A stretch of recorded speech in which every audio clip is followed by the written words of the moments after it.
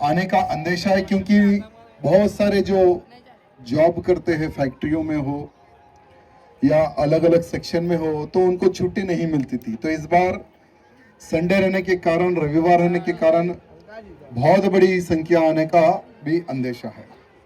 और जैसे अभी पवन जी ने आपको पहले ही बता दिया होगा, जैसे पिछले रामनवमी शोभा यात्रा में हम वॉलंटियर थे, हम लोग कार्यकर्ता के रूप में, हम लोग एक राम भक्त, एक सेवक के रूप में हम काम कर रहे थे। कितने लोग थे पिछले वर्ष?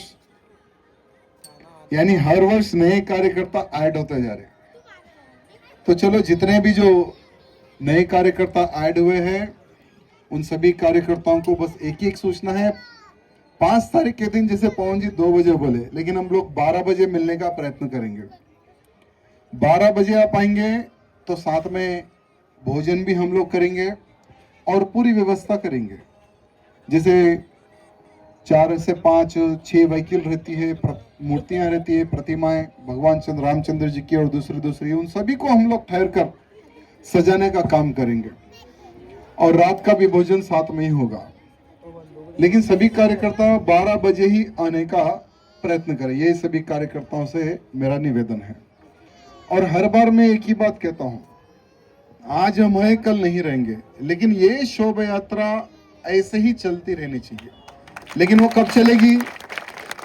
जैसे आज हम कोई मंच नहीं बनाते और ना ही हम लोग चेयर डालते। क्यों? क्योंकि हम सब एक है। इसलिए कल हम रहो या ना रहो, या शोभा यात्रा प्रारंभ रहनी चाहिए। क्यों? क्योंकि आज भाग्यनगर की श्री रामनवमी शोभा यात्रा देखकर हर राज्य में बड़े ही धूमधाम से शोभा यात्रा प्रारंभ हुई है। मुझे बिहार से, बंगाल से, आज तो नेपाल से मुझे कॉल आया कि भाई हम आपकी जैसी शोभा यात्रा हम लोग यहाँ पे प्रारंभ करें नेपाल में, और बंगाल में प्रारंभ हो गया है, बिहार में, महाराष्ट्र में, लगभग बहुत सारे क्षेत्रों में, कर्नाटक में, राजस्थान में, बहुत सारे क्षेत्रों में, हर राज्य में शोभा यात्रा प्रारंभ हो चुकी है। तो ये जो श्रेय जाता है ना, ये सब आप लोगों पर जाता है। क्योंकि हर बार मैं क्या कहता हूं, यहाँ जो शोभा यात्रा जो निकलती है केवल एक व्यक्ति नहीं, हम सब लोगों की शोभा यात्रा है। इसलिए मैं हर बार सभी कार्यकर्ताओं को भी कहता हूं, सभी को हम इन्वाइट भी जो करते हैं ना, हम सबकी बोलते हैं ये जो शोभा यात्रा निकलती है हमारे राम भक्तों द्वारा निकलती है, और ये हमारे पूरे कार्यकर्ता ही शोभा यात्रा निकालते हैं। इसलिए एक व्यक्ति देखो कभी भी कुछ भी हो सकता है। तो यहाँ शोभा यात्रा, हमारे मंच पे जितने भी अधिकारीगण हैं उनको भी मैं आज बताना चाहूंगा, रहो ना रहो कोई नहीं, लेकिन ये शोभा यात्रा रहनी चाहिए। ये शोभा यात्रा ऐसे ही कंटिन्यू रहनी चाहिए, ये मैं हमारे अधिकारीगणों से प्रार्थना करना चाहूंगा। साथ ही साथ जैसे इस शोभा यात्रा को, जैसे पिछले शोभा यात्रा निकालने में भी परमिशन लास्ट मोमेंट में कैंसिल कर दिया गया था कि भाई इस वर्ष यानी 2024 की जो शोभा यात्रा है रामनवमी की, आप नहीं निकाल सकते। लास्ट मोमेंट में परमिशन कैंसिल किया गया था। तो बड़े ही संघर्ष से, लेकिन आप सब लोगों के सहयोग से पिछले वर्ष शोभा यात्रा बड़ी ही धूमधाम से निकली है। हमने इस बार यहां डिसाइड किया है कि हम लोग परमिशन ही नहीं पूछेंगे। इस बार हम परमिशन नहीं पूछेंगे और ना ही कुछ बोलेंगे। हम पिछले वर्ष जितनी ही धूमधाम से शोभा यात्रा निकाले थे, इस वर्ष भी वैसे ही हम लोग धूमधाम से शोभा यात्रा निकालेंगे। एक कुछ दिन पहले पुलिस के हमारे बड़े अधिकारीगण मेरे पास आए। वहां पुलिस अधिकारीगण कहने लगे कि अभी डीजे पर प्रतिबंध लगा दिया गया है, कांग्रेस की सरकार आई है और पुलिस के सभी अधिकारीगणों ने मिलकर डीजे पर प्रतिबंध लगा दिया गया है। तो थोड़ा आप भी अगर डीजे नहीं लगाएंगे तो ठीक रहेगा। तो हम उनके अधिकारियों को कहे, हम बोले कि डीजे पर प्रतिबंध किस कानून के तहत आप लोग लगा रहे हैं? तो उन्होंने कहा कि सुप्रीम कोर्ट का कानून है। तो हमने कहा कि ठीक है, चलो सुप्रीम कोर्ट के कानून को हम भी मानते हैं, हम भी आदर करते हैं, लेकिन जो कानून है साउंड पोल्यूशन का, सिर्फ रामनवमी के एक दिन में ही क्या वो प्रॉब्लम आपको आता है? क्या नवरात्रि के यहाँ जो 9 दिन होते हैं, क्या उसी दिन आपको प्रॉब्लम आता है क्या? यानी साल के जो 12 महीने, जो 5 टाइम जो हम लोगों की खोपड़ी जो खराब होती है, क्या उससे सुप्रीम कोर्ट के कानून का उल्लंघन क्या नहीं होता है क्या? हमने क्वेश्चन पूछा तो जवाब नहीं आया। उन्होंने कहा कि आप एक बार हमारी विनती सुनिए, आप थोड़ा साउंड के ऊपर ध्यान दीजिए। तो हमने कहा कि साउंड रहेगा, हर वर्ष जैसा है वैसा साउंड रहेगा, लेकिन चलो पुलिस का भी मान सम्मान हमें करना है, तो इस बार हम लोग मिक्सर नहीं लगाएंगे, इस बार हम सीडी प्लेयर पे बजाएंगे, लेकिन हमारे जो गाने रहेंगे उसी टाइप से हमारे गाने बजेंगे और सीडी प्लेयर पे हम लोग इस बार गाने बजाएंगे। तो पुलिस के अधिकारियों को हमने बात कही तो वो लोग हैप्पी से चले गए बेचारे। अब क्या कर सकते हैं, उनके ऊपर भी प्रेशर है, लेकिन इस बार हमें किसी को नाराज करना नहीं है, ना पुलिस को हम नाराज करेंगे और ना ही किसी राम भक्त को हम नाराज करेंगे। बड़ी धूमधाम से इस वर्ष भी शोभा यात्रा निकलेगी, किसी प्रकार की कोई कमी नहीं रहेगी इस शोभा यात्रा में। साथ ही साथ जैसे हमारे लड्डू जी बेगम बाजार का एक इशू बता रहे थे, बेगम बाजार के अलावा दूसरे भी बहुत सारे मंचों को डालने के लिए हमारे पुलिस के अधिकारीगण सताते हैं। वो लोग कहते हैं कि पब्लिक इतनी आ जा रही है, यह मंच के कारण कुछ एक्सीडेंट हो सकता है, कुछ हादसा हो सकता है, इसलिए थोड़ा पीछे मंच डालने के लिए कहिए। पिछले वर्ष भी प्रॉब्लम आया था। तो हमारे पुलिस के अधिकारियों से मेरा निवेदन है कि हमारे कार्यकर्ताओं को पता है कि कहाँ ठहरना है, कहाँ नहीं ठहरना है, तो कृपया करके आप मंचों की सपोर्ट में आप खड़े रहिए, लेकिन हमें किसी को मंच ना डालने दे और मंच को आगे पीछे करने के लिए इस तरह से अगर पुलिस इस बार ना सताएगी तो अच्छा रहेगा। हमारे जो इंटेलिजेंट के जो अधिकारी यहाँ पर बैठे हुए हैं उनसे निवेदन है कि आप वो मैसेज पास कीजिए। साथ ही साथ जैसे बहुत सारे हमारे राम भक्त इस शोभा यात्रा में आते हैं, तो 3 ऐसी जगह हैं जहां पर हमारे राम भक्तों को ढकला जाता है, जैसे पुराना पुल और बेगम बाजार छतरी और गौलीगुड़ा, वो राउंड एक सर्किल है, वहां पर हमारे कार्यकर्ताओं को ढकला जाता है। तो हमारे पुलिस के अधिकारियों से निवेदन है कि हमारे कार्यकर्ताओं को ढकलने की आवश्यकता नहीं है, हमारे कार्यकर्ताओं को पता है कहाँ पे रुकना है, कहाँ पे आगे बढ़ना है। और जैसे पुलिस के अधिकारियों ने कहा कि जल्द से जल्द शोभा यात्रा को आप आगे निकालना है, तो हम तो तैयार हैं। हम तो हर वर्ष 11 बजे ही पूरा प्रोग्राम हम लोग रेडी करके रखते हैं, लेकिन बीच में कुछ लोग गाड़ी लगाकर खड़े हो जाते हैं। वो शोभा यात्रा निकलने के बाद में हमारी शोभा यात्रा को पुलिस वाले ही लेट कर देते हैं। तो इस बार हमने कहा कि अगर हमारा रास्ता अगर क्लियर रहेगा तो हम लोग सबसे पहले ही शोभा यात्रा को निकाल देंगे, ऐसा पुलिस के अधिकारियों को भी कहा गया है।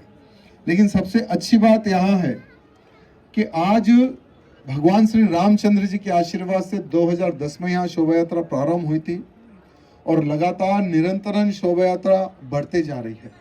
यानी भगवान श्री रामचंद्र जी के प्रति भक्ति भावना किस प्रकार से बढ़ रही है, यहाँ आप सब लोग देख रहे हैं। और यही शोभा यात्रा में इस वर्ष जैसे भगवान श्री रामचंद्र जी ने एक अहंकारी रावण का वध करने का एक संकल्प लिया था, वैसे ही इस शोभा यात्रा में जितने भी जो राम भक्त रहेंगे, हम सबको मिलकर एक संकल्प लेना है।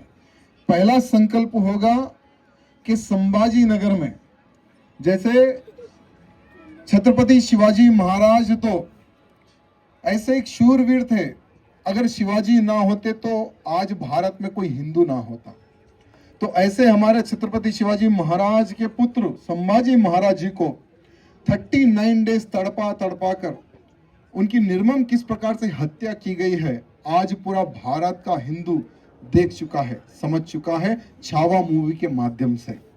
और आज हम यही शोभा यात्रा में एक संकल्प लेंगे कि हर वो राम भक्त को, जैसे मैं महाराष्ट्र में भी कह के आया हूं कि हमारे मुख्यमंत्री जी को हमने बोला है, क्योंकि मुख्यमंत्री जी और एकनाथ शिंदे जी डिप्टी मुख्यमंत्री जी ने कहा कि हम औरंगजेब की कब्र को तोड़ेंगे, तो हमने उनको कहा कि सिर्फ तारीख और जगह बता देना, कितने लाख, हमने कहा कि सिर्फ तारीख और जगह बता देना, कितने लाख कार्यकर्ता चाहिए, फावड़ा लेकर हम पहुंच जाएंगे।